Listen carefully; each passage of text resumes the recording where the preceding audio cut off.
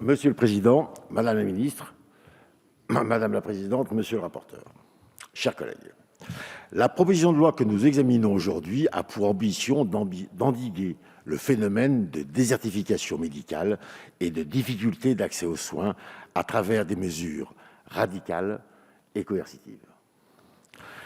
Celle-ci consiste par exemple à rendre le contrat d'engagement de service public obligatoire pour tous et imposer un conventionnement sélectif dans les zones sous-dotées. Tous, nous partageons le même constat. Il existe de véritables disparités territoriales d'accès aux soins et aux professionnels de santé. Et nous comprenons le désarroi de beaucoup de nos concitoyens. Je voudrais remercier Sébastien Jumel et le groupe communiste pour mettre en avant le rôle essentiel de la médecine libérale, pilier de notre système de santé de proximité. De la médecine de ville, des médecins généralistes, spécialistes, infirmières, kinésithérapeutes libéraux, qui se dévouent quotidiennement au service de nos concitoyens dans les villes, bourgs et villages, qui travaillent souvent 2 fois 35 heures par semaine, qui sont encombrés de tâches paperassières et administratives, souvent de notre fait, qui n'ont plus les moyens de salarier une assistante ou une secrétaire, comme ils pouvaient le faire autrefois, qui sont le premier recours aux soins pour nos concitoyens. Ce matin, je voudrais vous faire réfléchir sur un chiffre qui, à lui seul, pose la problématique dont nous débattons ce matin. Seuls 8% des jeunes médecins s'installent en libéral.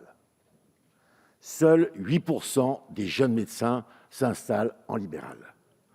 Vous l'avez d'ailleurs souligné, monsieur le rapporteur, dans votre rapport, l'exercice en libéral tend à être de moins en moins privilégié par les jeunes médecins.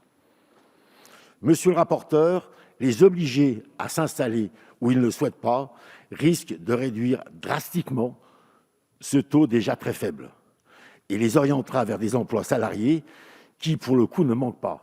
Vous l'avez rappelé, plus de 3000 postes vacants dans les hôpitaux.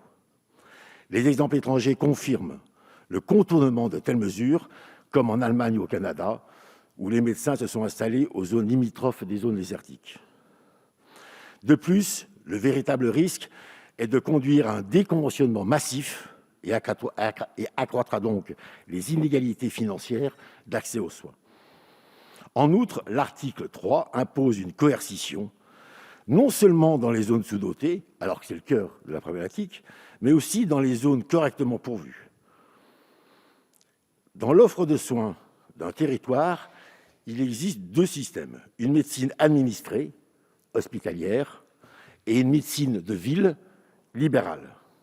Or, c'est bien cette médecine libérale qui doit être au cœur de nos préoccupations. Si le Ségur a permis une respiration salutaire pour l'hôpital public, la médecine libérale n'a pas eu droit à la même considération. C'est pourtant dès à présent qu'il nous faut redynamiser l'attractivité qui s'effrite d'année en année, comme vous l'avez constaté. Que pouvons-nous faire de plus ?